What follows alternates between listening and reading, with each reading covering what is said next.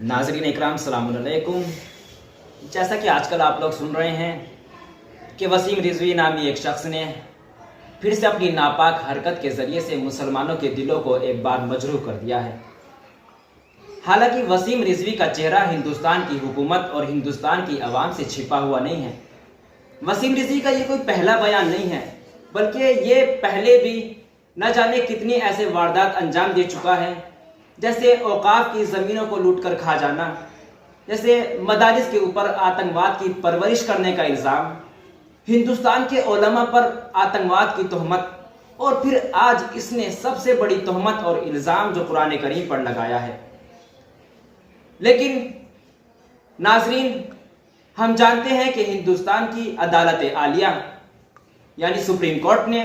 पहले भी इसकी सुनवाई को रद्द कर दिया है, और हम इस बार भी हिंदुस्तान की अदालत आलिया से यही उम्मीद रखते हैं कि वसीम रिजवी की इस याचिका को पहली ही सुनवाई में रद्द कर दिया जाएगा। और फिर वसीम रिजवी ने ये जो बयान दिया है कि कुरान करीम की ये जो 12 आयत हैं ये इंसान को आतंकवाद की तरफ लेकर जा रही हैं। अगर ये कुरान करीम की आयत इंसान को आतंकवाद की तरफ ले जा रही होती तो फिर देखिए, ये जो आतंकवाद का सिलसिला है ये चंद साला है, ये सदियों से नहीं है, चंद साला सिलसिला है। और कुरान करीम में ये आयत 1400 साल से है। और फिर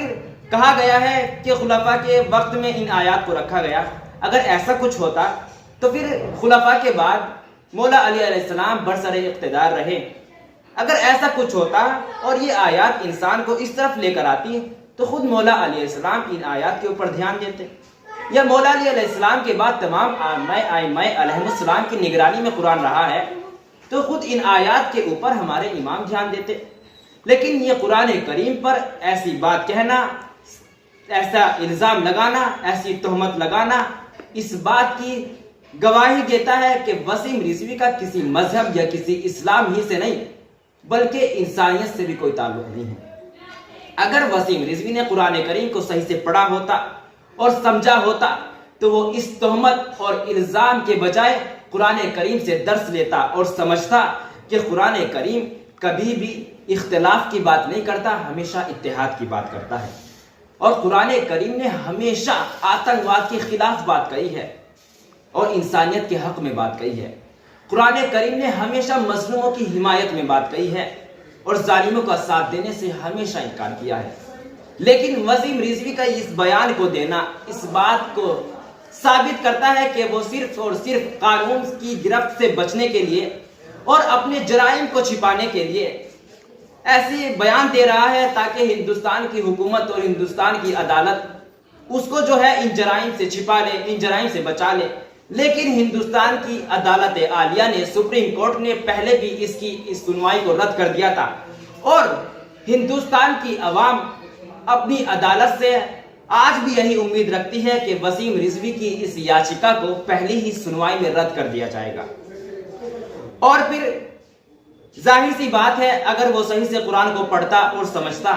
तो वो कुरान करीम को देखता कि कुरान करीम ने हमेशा इत्तेहाद का दर्स दिया है, लेकिन उसने कुरान को सही से पढ़ा नहीं है और समझा नहीं है। और जब उसने कुरान को सही से नहीं पढ़ा और सही से नहीं समझा तो ना तो वो एक अच्छा मुसलमान बन सका, और इसके साथ साथ उसने न जाने कितनी ऐसी ही वारदात को अंजाम दिया है। उसने औकाफ की जमीनों को लूट कर खा लिया है और इसके साथ साथ मदारिस पर, हिंदुस्तान के मदारिस पर आतंकवाद को परवरिश देने का इल्जाम लगाया है, हिंदुस्तान के उलमा पर आतंकवाद होने का इल्जाम लगाया है, और आज सबसे मुकद्दस और पाकीज़ा किताब पर उसने इतनी बड़ी तोहमत लगाई है। लिहाजा हम सुप्रीम कोर्ट से, अदालत से यही दरखास्त करते हैं और उम्मीद रखते हैं कि इस शख्स को इसके जराइम की सजा मिलनी चाहिए, इस शख्स को इसके तमाम जराइम की सजा मिलनी चाहिए, क्योंकि अगर आज इसको ना रोका गया तो कल आने वाले वक्त में ये किसी मजहब या किसी धर्म के लिए ही नहीं बल्कि इंसानियत के लिए सबसे बड़ा खतरा बन सकता है। वस्सलामु अलैकुम व रहमतुल्लाह।